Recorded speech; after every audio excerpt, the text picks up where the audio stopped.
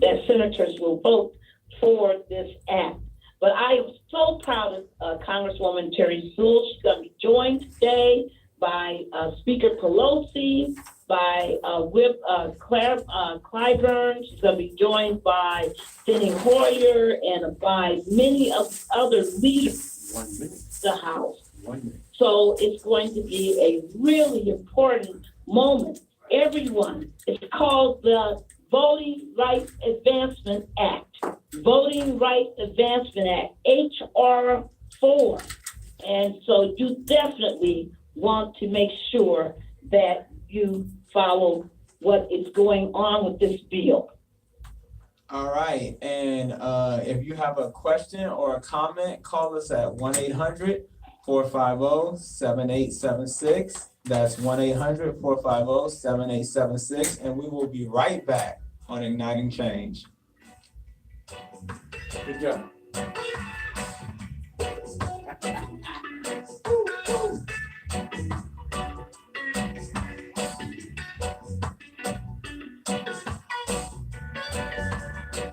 Washington, D.C.'s News Talk, 1450 AM WO and 95.9 FM. Good afternoon. This WOL traffic and weather update is sponsored by Boost Mobile. Baltimore Washington Parkway southbound construction at 410 is in the right lane, delays down from the Beltway on your way into town. Route 50 inbound is slow from Columbia Park Road down to the District Line. New York Avenue, the usual volume between Northeast and Northwest. 295 northbound, slowing from the 11th Street Bridge to East Capitol Street. Southbound, 30 bad right now. Switch to Boost Mobile's super reliable, super fast nationwide network and get 4 lines each with unlimited gigs for just $100 a month. Plus, get 4 free phones. Now your WOL weather forecast for today: mix of clouds and sun and a high near 51. Clear overnight tonight down to 29. Tomorrow another day with some clouds and some sun and a little bit cooler, high near 46. Steve Hirschhorn for 1450 AM, 95.9 FM. WOL, where information is power. Welcome back to Igniting Change. Call us with questions or comments at 1-800-450-7876. That's 1-800-450-7876. Barbara Arnwine, are you still with us? Absolutely. Okay, so here's how I would explain this to someone if they had never heard of the Supreme Court's decision with Shelby and or the Voting Rights Advancement Act. Basically, a long time ago, it used to rain all the time. So the town implemented a rule that said everyone had to have access to an umbrella because it rains all the time. And then one day, a man wearing a very expensive poncho went out running in the rain and didn't get wet. And because of that, someone came and said, hey, we don't need umbrellas anymore. Well, Justin, it's so funny that you said that because in her dissent to this opinion, to the Shelby opinion, Justice Ruth Bader Ginsburg actually said that throwing away the act by eviscerating sections of coverage formula and saying there wasn't, quote, proof of discrimination because the act was doing its job of preventing discrimination was like throwing away the umbrella because you hadn't been getting wet in the rain. And she said, so you have hit on her analogy. That is the analogy that the wonderful RBG, yes, she is the wonderful RBG, made in her dissent. Yeah. Oh wow. I really didn't know that. But is that right? Oh, that's funny. No, that was not on purpose. I mean, I did see the documentary, The Notorious RBG, so maybe subconsciously, but not consciously. But basically, under that analogy, Terry Sewell's Voting Rights Advancement Act would just be basically saying, hey, we need to go back to the rule where everyone had access to an umbrella. Right. And that's precisely what her bill is doing is saying, listen, we want to make sure that because the right to vote is so important, we want to make sure that as a democracy, as a democratic republic, that we give every voter the right to vote without racial discrimination. And that because these states have such a bad history of discrimination, and because even in the modern era, they are still discriminating against people on the basis of race, that we must make sure that our laws protect the citizens so that everybody has that umbrella, that right to vote, and that it's not impeded, it's not harmed, it's not injured by racial discrimination. But what we know, Justin, is that because of the fact that we don't have the Voting Rights Advancement Act passed right now, that we have jurisdictions that have done horrible things. Like in Georgia, they refuse to process 53,000 voter applications, voter registrations. They refused to process them. 80% of those were people of color. We know that in Georgia, there was 5,300 ballots that people submitted absentee, and they refused to count them originally because they said, oh, those ballots, we don't think they have an exact match for their signatures, which was ridiculous because they had people who didn't even know how to read signatures making these determinations, and the courts had to say, no, you got to count those ballots. The courts had to tell them, no, you got to register people. No, you can't do all of these illegal things that you're doing. So we should not have to be running to the courts. If Section 5 had been in effect, none of that would have been allowed. And in fact, in Georgia, everybody probably remembered Randolph County, where they were going to close nine polling sites, all in the Black community, and force everybody to drive to the other side of town to vote. It was terrible, and that was defeated because of so much organizing, so much protest. But why should we have to go through that? That's why you need the Voting Rights Advancement Act that says before you can even come up with such a proposal, you got to show that it won't have a discriminatory effect. All right. So how will the upcoming events in Selma help advance the Voting Rights Advancement Act? Oh, we're so excited. Now, all our listeners have been hearing us talking about the upcoming Selma events on March the 1st through March the 3rd in Selma, Alabama. It is the 54th anniversary of Bloody Sunday. And we're going to have programs, events, dinners, but more importantly, we're going to have strategy meetings and other organizing meetings to make sure that we can pass this bill. Because remember, no bill passes by itself.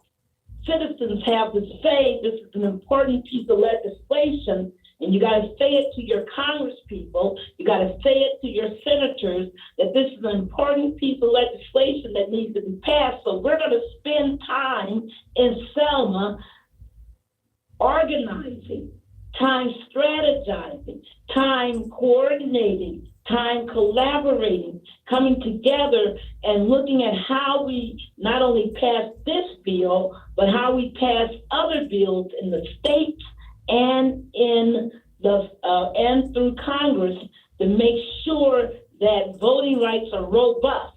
There should be automatic voter registration throughout the entire United States. Right now, only 14 states have this. It makes zero sense, Justin, as I used to tell you many years ago, that when you turned 18, you got in the mail immediately your draft number.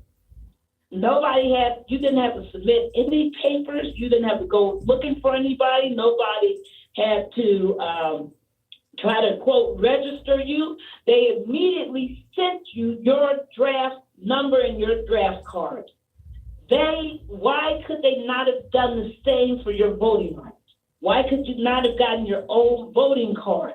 Because they know who you are, they know where you are, they know everybody's social security number, they know everybody who's in school. So they knew when you turned 18, immediately saying that they could have sent you a voting rights card. It makes zero sense that in this country that we force people to go through hoops and all kinds of hassles in order to register to vote.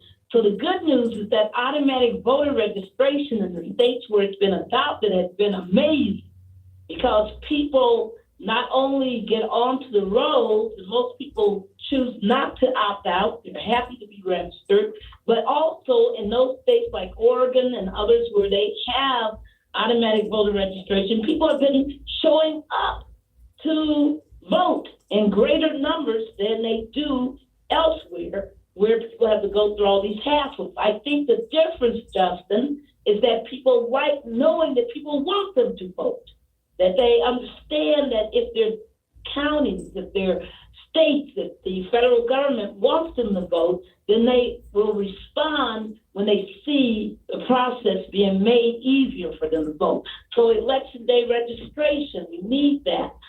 So we need all of these electoral reforms. There are 6 million people in this country who don't vote because they have a felony conviction, and their states ban them from voting. There are, we think, in this country, there's about 40 million people with some form of a felony record. Think about that. That just shows you how ubiquitous and how wrong and how prevalent our criminal justice system is. In fact, you might have saw, Justin, that I tweeted out that there are 70 million people in the United States who have an arrest record. That's 1 out of every 3, Americans. It makes zero sense that we over-criminalize our adult, population like that. So we need to work on taking down barriers, making it easier for people to vote, making sure that people have the right to vote and that they don't get entrapped and confused about can they vote.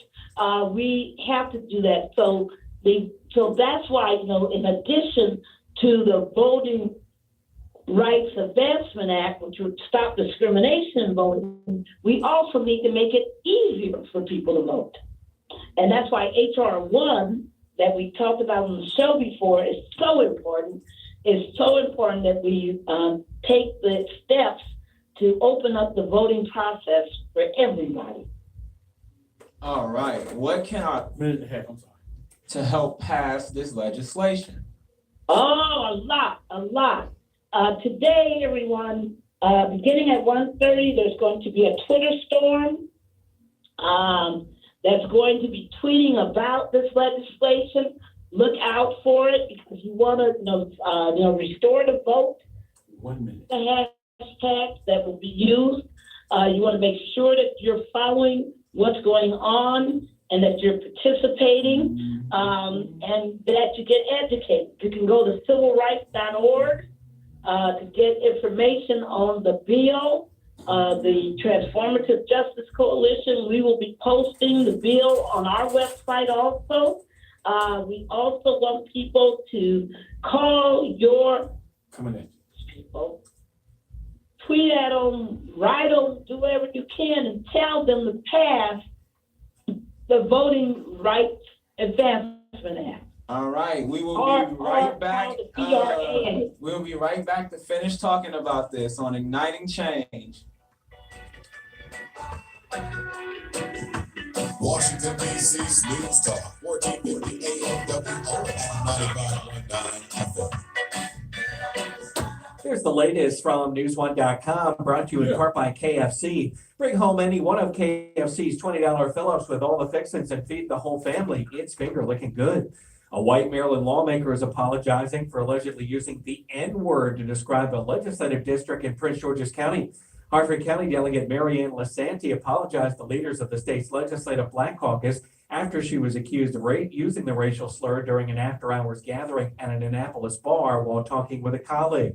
An investigation underway after a body is found at a bus stop in Bethesda. The body found last night on Old Georgetown Road. The victim's ID not released at this time. Also unclear if foul play is involved. News brought to you in part by Boost Mobile. Switch to Boost Mobile's super reliable, super fast nationwide network and get 4 lines each with unlimited gigs for just $100 a month, plus get 4 free phones. I'm Rick Hoschel. When you're looking for news for Black America, go to newsone.com.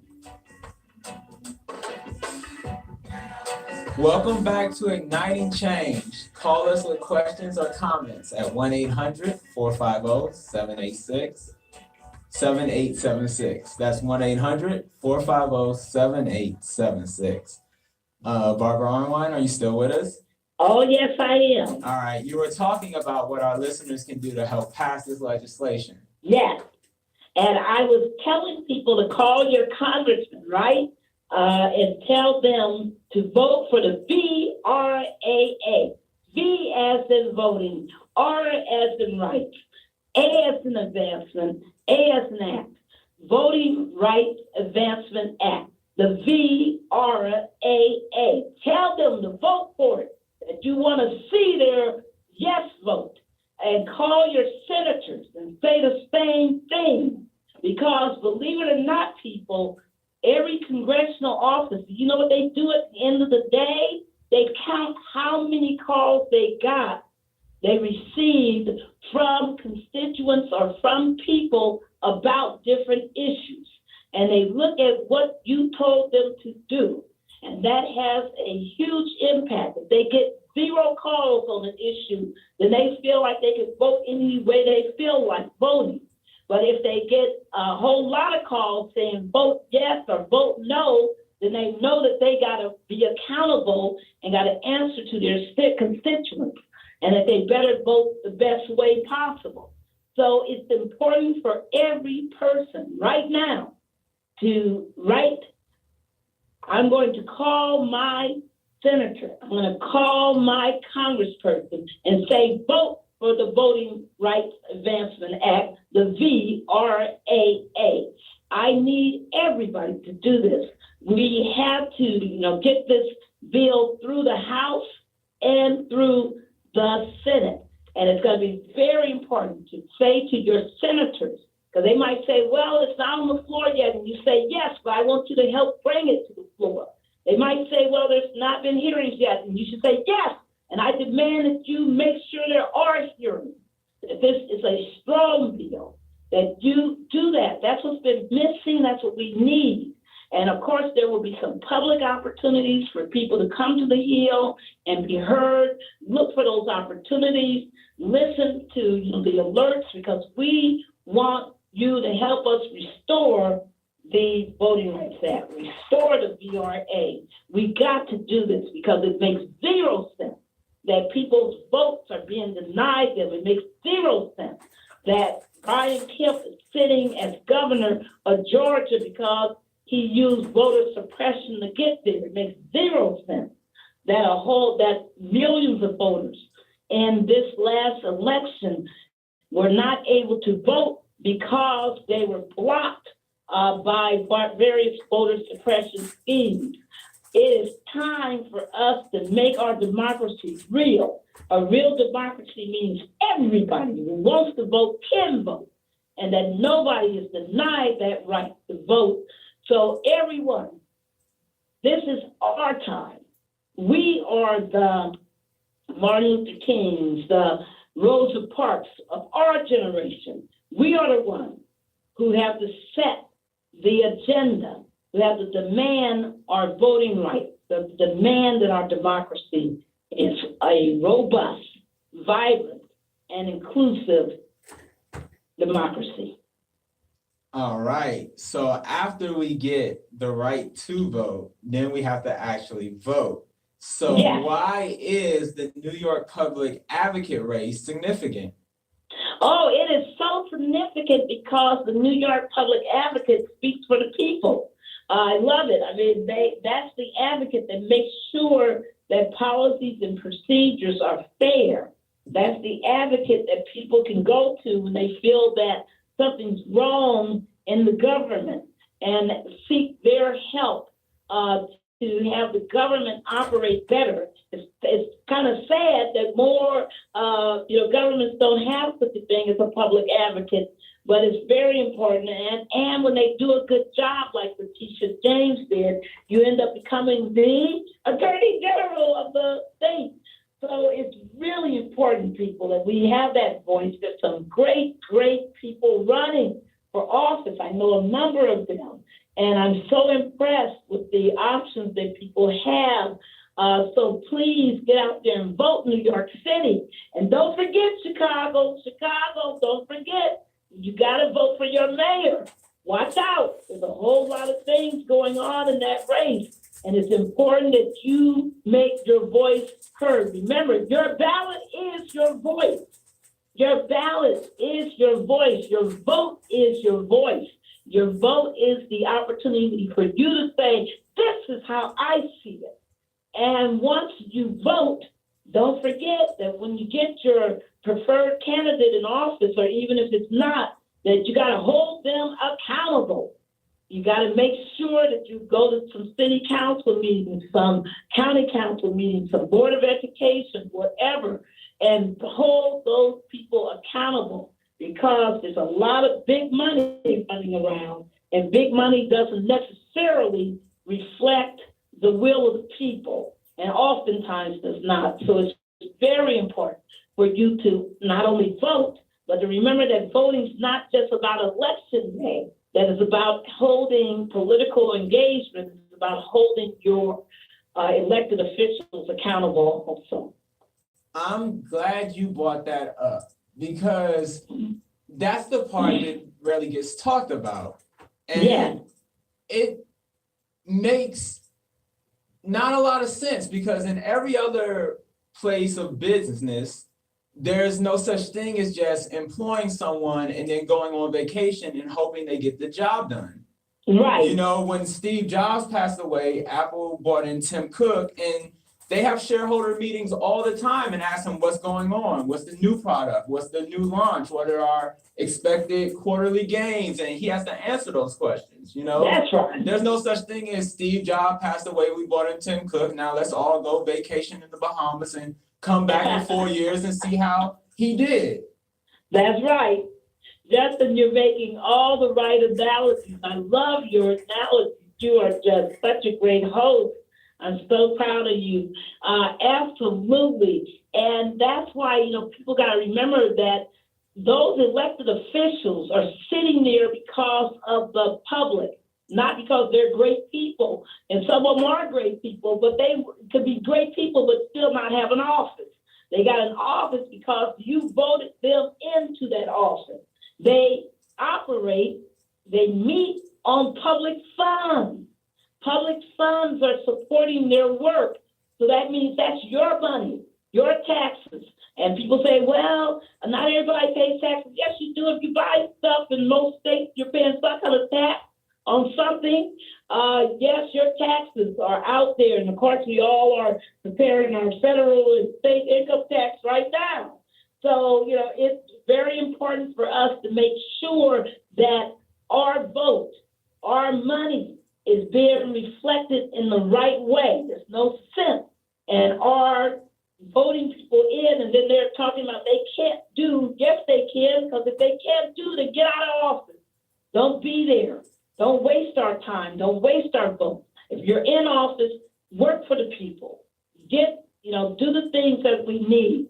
Work for jobs. Work for health, universal health care. Work for better educational policies. Work for the people. Work for the best municipal services. Work for the people. That is what we need. All right. So where is it that you are off to? I am on my way to Selma. After I go to Los Angeles, I'm going to be at UCLA teaching on Thursday. I'm really looking forward to it because I love, these young upcoming lawyers. I love these law students who one day will be these brilliant lawyers, and it's always fun to talk about them, about what's going on in the law and the development of the law. So I will be at UCLA Law School on Thursday, and then I will go fly to Selma, and we'll meet, Reverend Jesse Jackson, Reverend William Barber, Mark Thompson, Tamika Mallory, Hillary Clinton, Cory Booker, Terry Sewell. All these people are going to be in Selma, and we're going to be working there, and I'm going to be looking forward to just meeting, people who were the foot soldiers who marched across that bridge in 1965 and beaten on Bloody Sunday. I'm going to put my arms with some of those foot soldiers and kiss them and hug them like I did Amelia Boynton Robinson a number of years, 4 years ago. And it was, one of those great moments to meet that amazing lady. She's no longer with us, but she was with us into her 90s. And so we're going to see the foot soldiers, and we're just going to see a lot of young, upcoming leaders, upcoming, young students and people who care about their voting rights, who care about our history, who want to honor the sacrifices of our ancestors that made it possible for all of us to stand where we stand. Don't let anybody tell you nothing's changed, because a lot has changed. If you're not in the cotton fields this morning, then don't tell me what hasn't changed. A lot has changed because our ancestors fought and sacrificed for us. But it's up to us now to carry the movement forward, to make sure that the young people behind us have the opportunities that they are entitled to. So it is critical that we do the work that we must do. That's why we got to work on passing the Voting Rights Advancement Act. That's why we got to make sure that we hold our elected officials accountable in every respect. That's why we got to say to everybody we know, are you registered? Are you voting? Give them a ride. Help them to participate. That's why it's upon us, all of us. We have the power. Powerful words. If you don't get on a bus and someone force you to go to the back, don't tell me nothing's changed. If you don't go to a bathroom that says colored on it, or drink from a water fountain that says colored on it, don't tell me nothing's changed. That's right. Because Justin, because the material circumstances change. That doesn't mean that we're still not fighting white supremacy. That doesn't mean that we still don't get haters like, our president saying hateful things in the White House. It doesn't mean that there's still not racial discrimination. Of course there is, because we live in a white structural racist society. But recognize that we're still miles away from equality, but realize that's a lot better than being light years away from equality.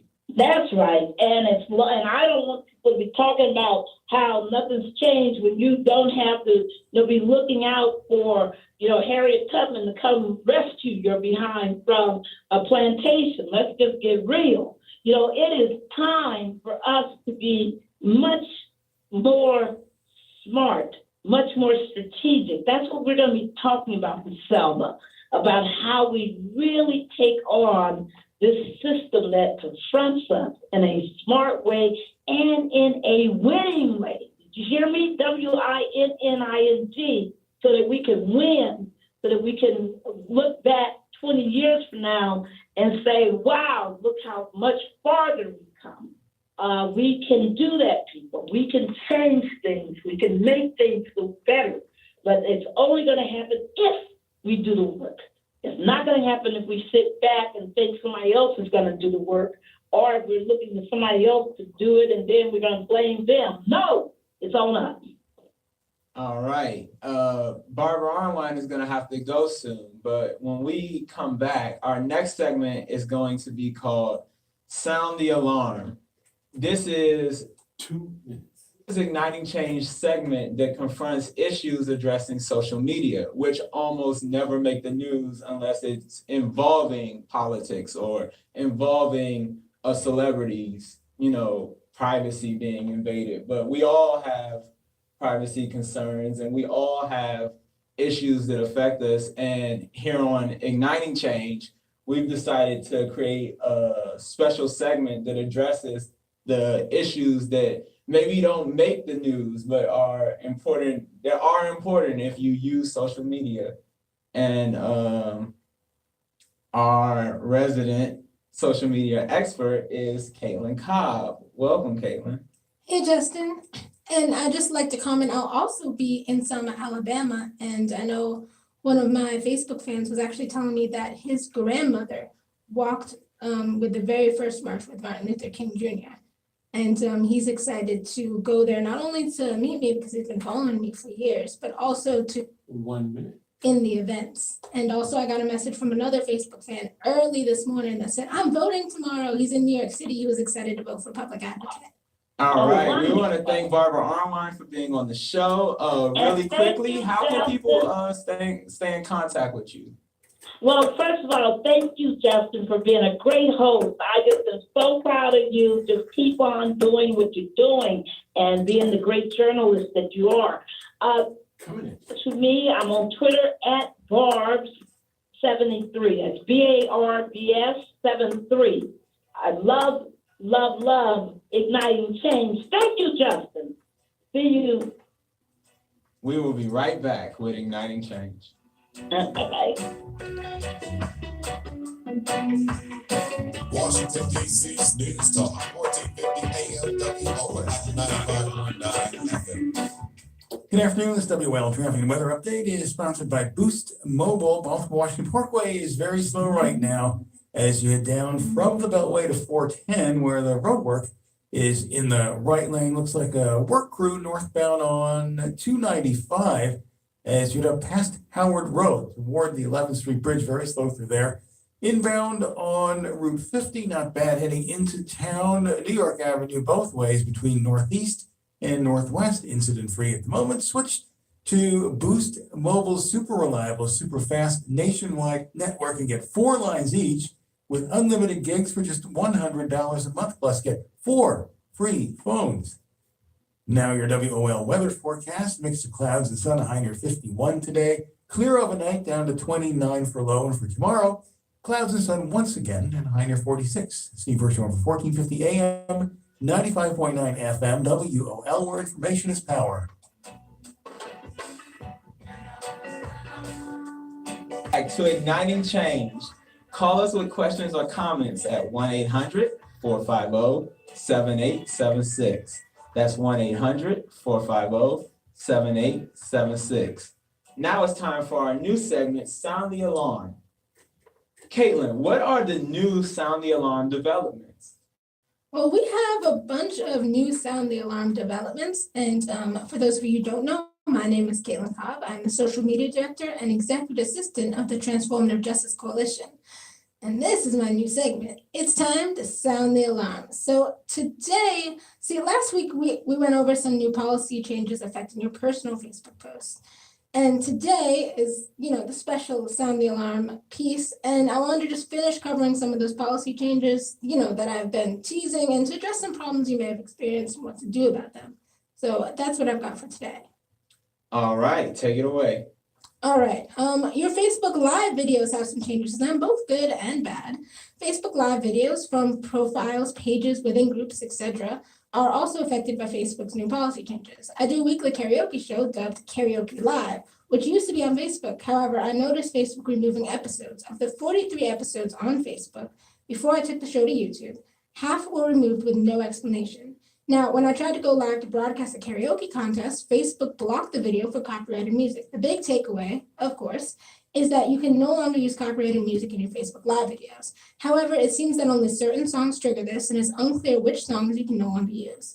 If you use Facebook for singing or go live with music in the background, either move to YouTube, which has better policies concerning copyright, or turn off the music. Another change to Facebook Live videos is your ability to mass share them into groups directly from the live video itself. Whereas previously, you would have to utilize a third-party site like Pilot Poster, which 45% of the time made Facebook force you to change your password. This new feature is awesome. Well, it would be awesome if Facebook didn't penalize you for using it. Facebook will block you from posting to groups if you use this feature too much. So when using this feature, send it to a limited number of groups at a time throughout the week to avoid getting put in Facebook jail. One good change to Facebook Live videos is the ability to once again Zoom while live, which had been taken away from the Android Facebook users for a time. You no longer have to settle for not having that perfect shot if you're on Android. As with most Facebook features, it was never explained why it was taken away or returned. Another change to Facebook Live videos is the Live Creative Kit for Facebook pages. The Live Creative Kit allows you to add an intro and outro to your Facebook Live videos, but only on a Facebook page. With the introduction of Facebook Watch, Facebook is attempting to rival YouTube and is prioritizing video content. This process began in 2017, but is now becoming more apparent in 2019. The Live Creative Kit is a separate app that you have to download, and you also have to download the Pages Manager app in order to use it. The other requirement is to use the Live Creative Kit is to change the layout of your Facebook page to Video Creator, which gives you a watch video button and is supposed to highlight videos more so than other layouts. I haven't yet used this feature, even though I have all the apps downloaded, but I am excited to give this a try. Other new options to your Facebook Live videos is the option to lip sync when going live, which, contrary to their new no notice worse than YouTube copyright system, allows you to lip sync music. This feature has been in development, but it has made its debut to rival the popularity of lip sync apps like TikTok. You also now have the ability to add stickers and different filters and other small features that I don't see making a big change in anyone's life more than just having some fun on a live video. The only other big option is the bring a friend option, which allows you to bring someone else onto your live stream. I used it one time during my last Facebook karaoke live show in August of last year when I interviewed the show's associate producer and graphic designer, Keith Mon. And while it did work as intended, it made the video out of sync on playback for about half the video. They may have fixed this issue since then, but the Instagram live videos, when you bring someone onto the live stream, seems to be a much cleaner process. So I wouldn't rely on the Facebook's feature for interviews of any sort unless they fix the playback issue. Be sure to test it out first and see how it looks on playback. Instead of this, use Skype or some other method to conduct your interviews if you want to do a live interview. The last feature next to last feature concerning Facebook Live videos doesn't actually involve you personally live streaming. This is the recent introduction of Facebook Watch Parties, which you've probably seen. They were initially only given to Facebook groups, but are now available to all personal Facebook profiles. You can't start a watch party from a Facebook page either. Initially, I wasn't too impressed with this feature, especially after Facebook seemed so hostile in its takedown of mine and other people's live stream videos. I think it'd be a much better feature when integrated with YouTube videos and the potential to watch YouTube videos in a more accessible format on Facebook. But not only would that make too much sense, it would be counterproductive to Facebook's goal to rival YouTube. While I'm not really in love with this feature, it is effective, and I encourage you and your organization to utilize this feature as much as possible. I've started using watch parties for this show, Ignite and Change with Barbara Arnwine. We live stream every show on Barbara's Facebook page, which can be found at facebook.com/BarbaraRArnwine. Now, this feature is a pain to use. However, while live streaming, you're going to need another device, such as a cell phone or laptop, and from your or another person's Facebook personal Facebook profile, you'll need to start the watch party. You can start the watch party in your group you admin or on your personal Facebook profile. There's a definite learning curve, and I would encourage you to get as many people as possible to start watch parties around your video, especially if it's at an event. A watch party uses a whole different algorithm to build an audience to your live stream, and it's more effective than simply inviting people or going live without utilizing it. Another thing I don't like about Watch Party is your comments are not all in one place and may not pop up on your live stream. So even though I advise telling people to start watch parties, I also caution you won't get to see all the comments. Now let's move on to something, another feature for your Facebook Live videos is the ability to monetize them or just monetize your videos in general. Now, Facebook gives you 55% ad revenue after you go through their program, which, as Facebook tends to do, is a pain to sign up for and go through the process and takes a little while. Now, it's kind of like YouTube in that it gives you 55% of the ad revenue. However, unlike YouTube, it's just a worse version of YouTube's system, you only collect a percentage of that 55%, whereas on YouTube, you collect the entire 55% of ad revenue. And of course, there's not too many ads that are actually going to Facebook. But once again, this is all part of Facebook's plan to try to rival YouTube. So they're trying to give you some monetization options. But the options still aren't too good. And really, unless you're a huge show, probably aren't enough to actually entice you to use it because you only get a percentage of the 55%. I would just suggest going to YouTube if you're planning to make money from videos. Though Facebook is a nice backup option, but only if you have a following. Now let's move on to something that I've seen distress in some of my Facebook fans. Facebook's 2019 changes to your Facebook groups. Recently, Facebook decided to clean up and put more restrictions on your Facebook groups. Advantages of Facebook groups is that there isn't a limit to add people as there is on your personal Facebook profile, and the algorithm prioritizes groups differently so you can actually reach more people than just from your Facebook profile. For non-professional use, Facebook groups allow a place to network and socialize around a common topic, either with a small group of people or with hundreds of thousands of others. And Facebook groups have been pretty easy to grow and inflate with numbers because you can pretty much add people without their consent, and most people won't leave and don't mind. They may even like your content, even if they never interact with it. But Facebook groups create a breeding ground for the alt-right and for Russian bots and interference. Political Facebook groups reaffirm your own confirmation bias because so many other people have the same views as you, and it further isolates you into your bubble. While they can be a great place of support and reprieve from your relatives' concern in political posts, they also can be used to harm or even breed hate. Facebook groups can be kept in secret, and you can be in one without anyone knowing, which can be good if you're in a group for fun and you don't want your family to see, or it's a think tank or a reunion planning group that you'd rather not be open to the public. The problem is that impressionable people can be influenced when the group is controlled by malicious actors. And for every private Facebook group dedicated to domestic violence victims and survivors, there's another dedicated to the harassment of others. In 2015, a friend of mine told me he got a Facebook group taken down on my behalf because it was made to specifically target me in Baltimore, with almost every post to my detriment or the detriment of other women, and I had no idea. So with all this considered, it's unsurprising Facebook would want to crack down on groups, mainly groups people don't want to be in or don't know why they're in. So earlier this month, Facebook group admin lost group members who had never visited or otherwise interacted with the group. However, the result was massive losses to groups. One of my Facebook fans, Janelle Grace, has a Facebook group dedicated to Christianity and her organization. She lost 400 members, and multiple people told her that they have never interacted with the group, but they still appreciated her post. I own two groups on Facebook, one political and one talent group. The talent group had over 10,000 members, but after this Facebook policy change, my group has lost 8,000 members. So what? 2 minutes.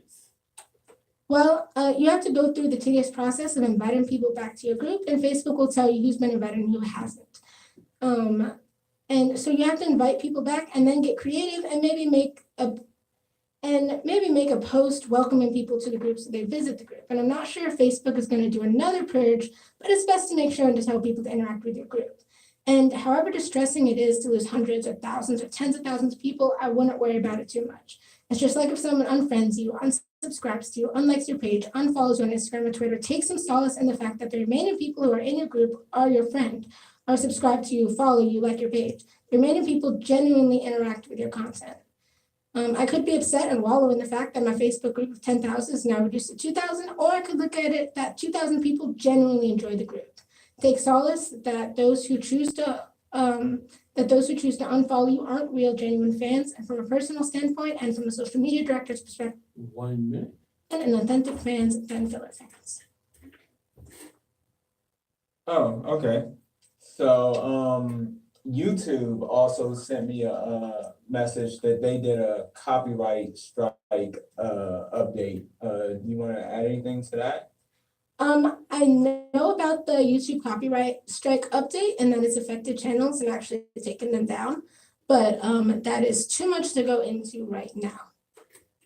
The new one, simpler. All right. Well, join Igniting Change next week from 12 through 1 p.m. Eastern on 1450 a.m., where our host, Barbara Arnwine, will be back. If you have any remaining questions, please tweet us at Barbara Arnwine or at Barb73 or send us a message on Facebook Messenger. Washington, D.C.'s News Talk, 1450 AM WO and 95.9 FM. TheFly.com. Join them. Get ready, family. I'm doing it big this year and bringing the party to you. Join me and the artists you love for the One More Time experience. May, featuring Frankie Beverly and Kim, an unforgettable night of music celebrating 25 years of the Top in the Morning Show. You'll be entertained, you'll laugh, you're gonna want to dance and sing. And Well, she was good last week.